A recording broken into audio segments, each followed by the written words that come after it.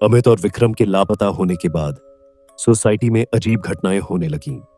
लोग कहते थे कि आधी रात को फ्लैट नंबर 607 से किसी के फुसफुसाने और हंसने की आवाजें आती हैं, जबकि वह फ्लैट अब पूरी तरह खाली था। अमित की बहन नेहा, जो एक खोजी पत्रकार थी, को यकीन नहीं हुआ कि उसका भाई अचानक गायब हो सकता है। उसने खुद उस फ्लैट की सच्चाई पता करने का फैसला किया। फ्लैट नंबर 607 में वापसी रात के 11:45 पर नेहा अपने दोस्त करण के साथ फ्लैट में पहुंची। नेहा, क्या यह सही फैसला है? करण ने डरते हुए पूछा। अगर मेरा भाई यहां से गायब हुआ है तो मुझे इसका सच जानना होगा, नेहा ने दृढ़ता से कहा। दोनों फ्लैट में दाखिल हुए। कमरा ठंडा और अजीब सा महसूस हो रहा था। जैसे ही नेहा ने लाइट चलाने की कोशिश की, पूरा ब्लैकआउट हो गया। अचानक बाथरूम के अंदर से पानी टपकने की आवाज आई। करण, तुमने सुना? नेहा ने धीरे से पूछा। हाँ, लेकिन हमें अंदर नहीं जाना चाहिए, करण ने घबरा कर कहा। लेकिन नेहा हिम्मत करके आगे बढ़ी। जैसे ही उसने बाथरूम का दरवाजा खोला, आईने में खून से लिखा था, अब बहुत देर हो चुकी है।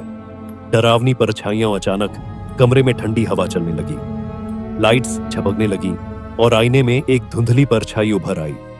नेहा और करण ने आईने की ओर देखा। परछाई धीरे धीरे साफ हो रही थी और यह विक्रम था।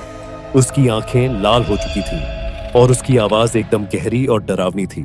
नेहा, यहां से जाओ वरना तुम भी फंस जाओगी। विक्रम, अमित कहां है? नेहा ने रोते हुए पूछा।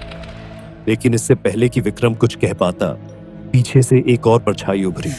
वह अमित था, लेकिन इस बार उसका चेहरा विकृत हो चुका था। उसकी आंखों में सिर्फ अंधेरा था।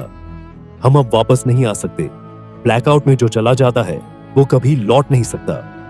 भागने की कोशिश नेहा और करण डर से दरवाजे की ओर भागे, लेकिन दरवाजा अपने आप बंद हो गया। कमरे में वही फुसफुसाहट गूंजने लगी। अब तुम भी हमारी तरह इस दुनिया में फंस चुकी हो। अचानक नेहा को एहसास हुआ कि उसे भागने के लिए आईने को तोड़ना होगा। उसने पास रखा एक लकड़ी का टुकड़ा उठाया और पूरी ताकत से आईने पर दे मारा।